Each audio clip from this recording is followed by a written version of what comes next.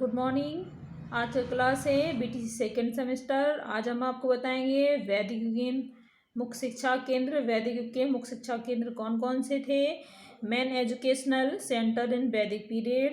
ठीक है, तो आज हम बात करते हैं वैदिक युगीन शिक्षा के मुख्य केंद्र बिंदु कौन कौन से थे। ठीक, वैदिक युग में तीर्थ स्थान धर्म प्रचार के केंद्र होने के साथ साथ शिक्षा केंद्रों के रूप में भी विकसित हुए, जो कि मिथिला, तक्षशिला, कैकई, पाटलिपुत्र, काशी, प्रयाग, अयोध्या, कल्याणी एवं कन्नौजी आदि थे।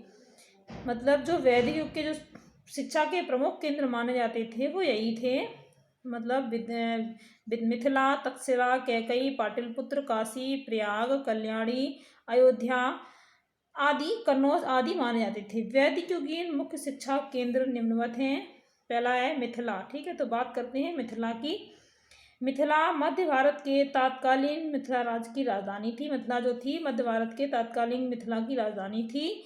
यहाँ धर्म और दर्शन के विद्वानों के सम्मेलनों का आयोजन होता था। यहाँ धर्म और दर्शन यानी फिलोसफी के विद्वानों का सम्मेलन होता था। ठीक है, फ्रेश कॉन्फ्रेंस हुआ करता था। इस नगर में दर्शन के प्रकांड विद्वान निवास करते थे। जो ये नगर था इसमें दर्शन के यानी फिलोसफी के प्रकांड विद्वान यानी बहुत जिसे कह सकते हैं बहुत बहुत अति व्यापक विद्वान, ठीक है, प्रकांड विद्वान निवास करते थे। दूर दूर से लोग यहाँ धर्म और दर्शन की शिक्षा प्राप्त करने आते थे। यानी दूर दराजों से देश के लोग भी यहाँ धर्म और दर्शन की शिक्षा दीक्षा को प्राप्त करने के लिए आते थे। उत्तर वैदिक काल में यहाँ कला, कौशल, सैनिक आदि की शिक्षा भी दी जाने लगी। उत्तर वैदिक काल में यहाँ कला, कौशल और सैनिक शिक्षा भी दी जाने लगी। ठीक है, अब बात करते हैं तक्षशिला की। तक्षशिला गंधार राज्य की राजधानी थी। ये तक्षशिला थी जो गंधार राज्य की राजधानी थी। यहाँ संस्कृत भाषा, साहित्य, व्याकरण, चारों वेदों, धर्म तथा दर्शन के प्रकांड विद्वान थे। तक्षशिला थी वो गंधार राज्य की राजधानी थी। यहाँ संस्कृत भाषा, साहित्य, व्याकरण, चारों वेदों, धर्म तथा दर्शन के प्रकांड विद्वान थे। ठीक है, अब बात करते हैं कैकई की। तो जो कैकई था वो वैदिक में काल में शिक्षा का मुख्य केंद्र माना जाता था। ठीक है, जो कैकई था वो वैदिक काल में शिक्षा का मुख्य केंद्र माना जाता था। यहाँ संस्कृत भाषा, व्याकरण, साहित्य, वेद, धर्म और दर्शन की शिक्षा दी जाती थी। यहाँ पर जो मतलब है संस्कृत भाषा, वेद, धर्म और दर्शन की शिक्षा दी जाती थी।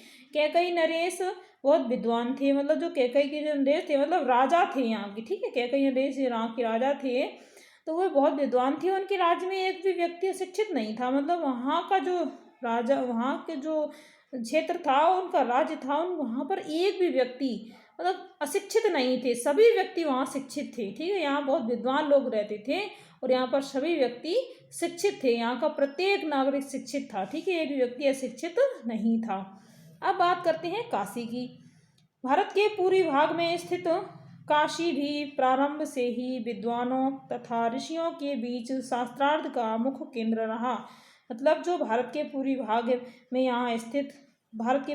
में स्थित काशी भी प्रारंभ से ही विद्वानों ऋषियों के बीच शास्त्रार्थ का मुख्य केंद्र रहा है। ठीक है, अब बात करते हैं प्रयाग की। यह भारत के पूर्वी भाग में स्थित वैदिक काल में यहाँ पर अनेक ऋषि आश्रम रहते थे। यहाँ बड़े बड़े विद्वान अपनी शंका समाधान के लिए, मतलब शंका को समाधान यानी किसी समस्या का निराकरण के लिए, ठीक है, शंका समाधान मतलब कि समस्या का निराकरण के लिए आते थे।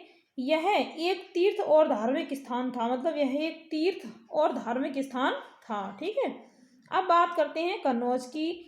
यहाँ पर धर्म, दर्शन तथा वेदों का अध्ययन कराया जाता था। यहाँ धर्म और दर्शन और वेदों का अध्ययन कराया जाता था। कहाँ पर? कन्नौज में। यहाँ पर अपने अपने क्षेत्रों में विशेष योग्यता रखने वाले विद्वान होते थे। यहाँ पर अपने अपने क्षेत्र में विशेष योग्यता रखने वाले विद्वान हुआ करते थे। वैदिक काल में यह शिक्षा का प्रसिद्ध केंद्र था। वैदिक काल में यह शिक्षा का प्रसिद्ध केंद्र माना जाता था। अब बात करते हैं अयोध्या की। जैसा कि सभी को पता है कि अयोध्या जो है श्री भगवान राम की जन्मभूमि है।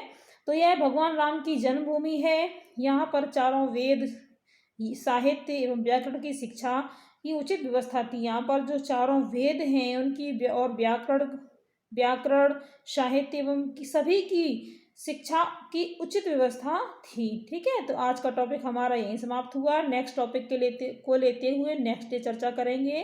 Thank you.